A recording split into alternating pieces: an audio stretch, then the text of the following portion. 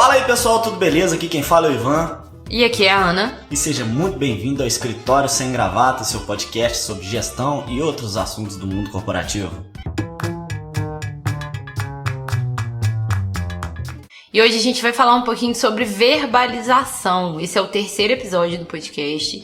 E a gente está trazendo para vocês a verbalização, que nada mais é que a comunicação, que a gente já falou aí nos outros episódios. Mas a gente vai exemplificar de uma forma melhor e explicar alguns processos para que essa comunicação não seja falha. Pensando na análise ergonômica do trabalho, igual a gente estava falando sobre confrontação e autoconfrontação, que foi um dos nossos temas, a verbalização se encaixa nesse momento do feedback, dos insights, da comunicação entre líderes e liderados, entre o ergonomista e os trabalhadores, entre os trabalhadores e eles mesmos, dentro da coletividade ali da organização. Interessante, né? E aí os funcionários eles vão falar também muito sobre as condições de trabalho, as preocupações, sugestões para melhorias. E isso traz um papel crucial na coleta de informações qualitativas e que vão ajudar ergonomistas a identificar problemas, desenvolver soluções ergonômicas mais eficazes. Pensando na verbalização, ela serve para quê? Ela vai servir para identificar os problemas ergonômicos, pensando na análise ergonômica do trabalho, né?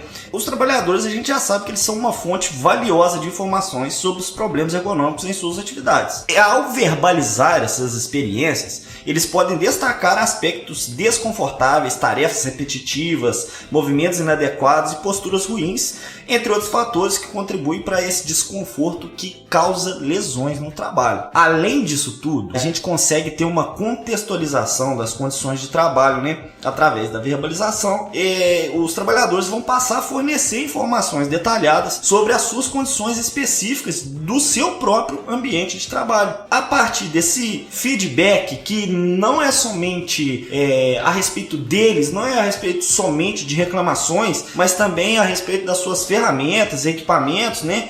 E a gente vai ter esses insights sobre desempenho dos próprios equipamentos, ferramentas e mesmo do mobiliário. Tendo essa voz, os trabalhadores passam a ter esse empoderamento, porque eles passam a ser ouvidos. A gente passa a conseguir fazer uma avaliação subjetiva do conforto e bem-estar desses trabalhadores. A partir disso, a gente consegue estar ali tendo uma customização de layout, uma customização das próprias ferramentas para gerar um conforto e bem-estar ali no ambiente de trabalho. E isso, a verbalização vai trazer como consequência o aprimoramento da comunicação dentro da sua equipe que você está gerenciando. Interessante. Então é bom fazer essa verbalização não só para o contexto do ergonomista, mas também para o contexto do bem-estar e qualidade de vida dos funcionários. Isso, justamente. Mas pensando na análise ergonômica do trabalho, a gente tem esse processo de implementação. Esse processo de implementação de alguma coisa nova dentro ali da equipe. E para isso a gente tem que ter um planejamento forte sobre como vai ser essa abordagem com os trabalhadores. A gente tem que fazer a identificação de quais são esses objetivos que a gente quer com essa análise ergonômica, selecionar os participantes, no caso o público-alvo, aonde você quer estar atingindo, preparar a sua equipe para poder implementar por meio da verbalização. A partir daí, a gente vai necessitar de uma comunicação com os trabalhadores, um agendamento e a garantia da confidencialidade, porque muitas das vezes esses insights não vão vir coletivamente, eles vão vir ali no particular. E aí a gente necessita fazer uma coleta de dados por meio de que seja das entrevistas, dos feedbacks, desenvolver uma escuta ativa. O gestor, o ergonomista, ele tem que ter uma escuta ativa a respeito do trabalhador, justamente para não perder esses detalhes importantíssimos que vão ali nos trazer informações para que a gente consiga ter uma melhor análise ergonômica. Importante registrar também, né, tudo isso que você está falando, fazer anotações ou gravar as sessões, já que tem essa confidencialidade. É bom também fazer anotações, gravar e garantir mesmo a confidencialidade, porque pode ter um medo de falar alguma coisa e perder o emprego ou ser prejudicado dentro da organização. Justamente, essa confidencialidade ela é bastante importante, porque não é, a gente falava muito questão de X9, né? Não é isso, é justamente o que a gente está querendo as informações de onde que está acontecendo os erros. E como você falou, com esse registro, com essa coleta de dados que a gente falou, isso vai gerar um material de documentos, de áudios, de vídeos, de relatos dos próprios trabalhadores, que isso vai nos dar condições de ter um material ali para análise. E aí, a partir disso, a gente vai analisar as informações coletadas e identificar os principais problemas das áreas que a gente está querendo atingir. A partir desta análise, a gente vai fazer o desenvolvimento de soluções ergonômicas. Com base nas informações coletadas, a gente vai começar a desenvolver soluções ergonômicas. Isso vai poder incluir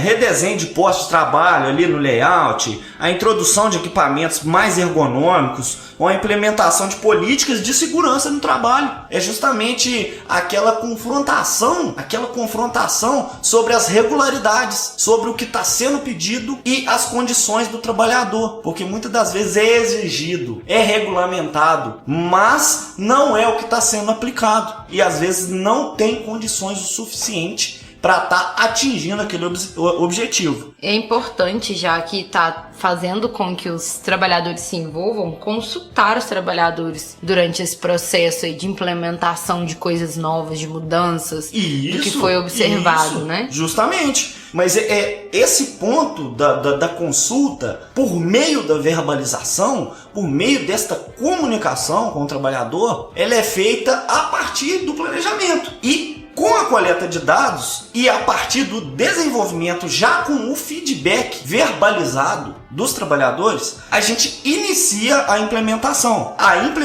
das soluções ergonômicas ali sobre o que foi questionado, o que foi abordado, o que foi coletado. E aí há a necessidade justamente disso que você falou, esse acompanhamento e revisão se aquilo realmente está resolvendo o problema ou se não valeu de nada, porque aí a gente não vai conseguir atingir o objetivo 100%. Beleza, então a gente já falou sobre como a gente vai fazer essa implementação, quais os documentos que a gente vai usar, o tipo de verbalização que a gente vai fazer. E tem alguma técnica para facilitar essa verbalização? Bom, se a gente for pensar em técnicas de verbalização dentro da organização, a gente tem as entrevistas individuais, justamente essa particularidade entre o ergonomista e o trabalhador. A gente pode estar fazendo isso em grupos também, que a gente vai reunir grupos de trabalhadores que realizam tarefas semelhantes para uma discussão em grupo do que está acontecendo ali no setor. O ergonomista e o gestor podem estar desenvolvendo também questionários estruturados com perguntas específicas relacionadas à ergonomia. Por meio de questionários ergonômicos mesmo. A gente pode estar fazendo a observação participante, que o ergonomista vai participar ativamente das tarefas e atividades do trabalhador, permitindo que vivencie diretamente aquele ambiente de trabalho e possa ouvir os questionamentos e ouvir aquilo que o trabalhador está trazendo para a gente. E justamente o que a gente estava falando da análise de dados, para isso a gente tem que fazer um registro. Então, o método de diários ou registros dos próprios trabalhadores a respeito ou acerca das suas atividades realizadas também é bastante importante. E para um gestor, igual a gente chegou a abordar um pouco sobre fluxogramas, né, o mapeamento de fluxos de trabalho é muito, muito importante. Porque a gente pode até pedir para os trabalhadores desenhar um diagrama ou mapear para a gente o processo ali, destacando os pontos críticos e possíveis áreas problemáticas, que isso vai facilitar para a gente identificar justamente em que parte do processo está acontecendo ali o problema. A gente pode estar realizando também as entrevistas semi-estruturadas, né, que combinam perguntas abertas, fechadas, etc. e tal, mas essa é uma abordagem assim mais formal. São maneiras de verbalização. A gente tem a comunicação falada, a gente tem a comunicação escrita. Então existem diversas maneiras de verbalização dentro das organizações que podem ser utilizadas pelos gestores e ergonomistas com o objetivo da análise ergonômica. Entendi. Então, para escolher a técnica apropriada, tem que considerar o tamanho da organização, a natureza das tarefas, a disposição dos trabalhadores para participar e o objetivo da análise ergonômica do trabalho, né? Uma combinação de várias técnicas também pode ser usada para obter essa visão mais abrangente das condições ergonômicas no local de trabalho e lembrando sempre da escutativa e a sensibilidade às preocupações dos trabalhadores, que são fundamentais para o sucesso dessa análise ergonômica. Como você mesmo gosta de dizer, nem tudo são rosas, mas a gente vai encontrar desafios. A vida não é um morango. Justamente. Mas a gente vai encontrar desafios que a gente tem que solucionar. Assim como uma análise ergonômica é um desafio, você implementar com o objetivo de solucionar problemas, para implementar isso, a gente tem ali os nossos empecilhos, vamos dizer assim. Então, se a gente for pensar a respeito da verbalização, a gente pode ter a resistência dos trabalhadores à participação, né? É muito comum que os trabalhadores tenham receio de compartilhar suas preocupações e críticas sobre o seu trabalho, então eles não vão estar verbalizando. É importante para o gestor criar um ambiente de confiança, onde os trabalhadores se sintam à vontade para falar abertamente o que eles pensam realmente sobre o seu trabalho. A respeito das entrevistas que a gente citou, pode ser que as entrevistas sejam ineficazes. Às vezes os entrevistadores podem não formular perguntas de maneira eficaz, com clareza, que vai levar a resposta muito superficial, que não vai ser utilizado aquele feedback para resolver um problema. Por isso é importante a gente treinar a equipe de ergonomista para fazer perguntas abertas e promover uma escuta ativa e essencial dos nossos trabalhadores. A partir disso, igual a gente falou que a gente tem a coleta de dados, pode ser que tenha um grande volume de dados coletados. Pode ser que os trabalhadores falem pouco, mas pode ser que falem muito. E em locais de trabalhos maiores, a coleta de dados pode gerar uma quantidade significativa de informações. Por isso é importante ter ferramentas de análise de dados que vão realmente processar e organizar de maneira eficiente para a gente estar conseguindo organizar isso tudo, pegar esse feedback de maneira mais clara. Outro desafio que a gente pode enfrentar é a falta de recursos para a implementação de soluções ergonômicas. Não adianta nada você ir lá, implementar, trabalhar, verbalizar, comunicar com o seu colaborador, sendo que na hora de você implementar, você não vai ter recurso. Então tudo tem que ser muito bem planejado. Porém, a partir desse planejamento, a clareza a respeito dos objetivos tem que ser muito bem justificada, muito bem explicada, porque muitos trabalhadores têm apatia à implementação de solução. Já estou acostumado a fazer o trabalho dessa forma, já estou acostumado a trabalhar dessa forma, já me acostumei, mas,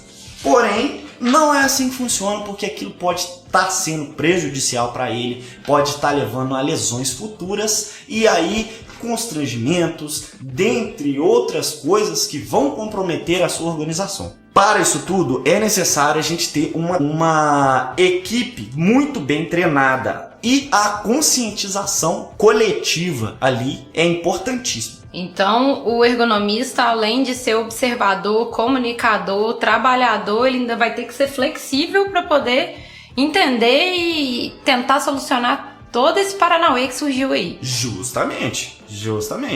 E para isso a gente tem que ter boas práticas. É aquela velha história das qualidades de um profissional de gestão. Então, boas práticas, né? A gente tem que comunicar a finalidade dessa análise ergonômica, incentivar a participação dos trabalhadores, usar uma abordagem multidisciplinar, porque a gente vai precisar abordar várias áreas, escolher as técnicas corretas de verbalização para a gente atingir aquele objetivo de acordo com a peculiaridade de cada organização, de cada setor, garantir a confidencialidade justamente para o trabalhador ficar mais à vontade para trazer essas informações, ter uma coleta de dados quantitativos e qualitativos acerca dos problemas que ocorrem e essa análise tem que priorizar esses problemas ergonômicos que, após a análise, tem que ser desenvolvidas soluções participativas onde que os trabalhadores vão realmente conseguir executar, porque a gente não pode inventar um bicho de 7 cabeças que não vai ser executado,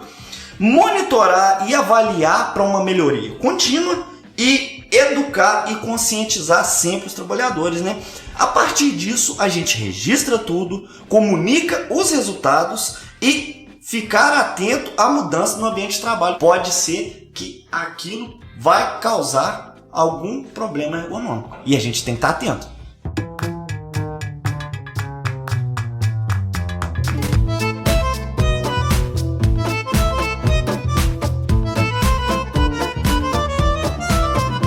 Bom, Ana, eu acho que por hoje é isso, né? Acabamos de fritar o cérebro da galera de novo.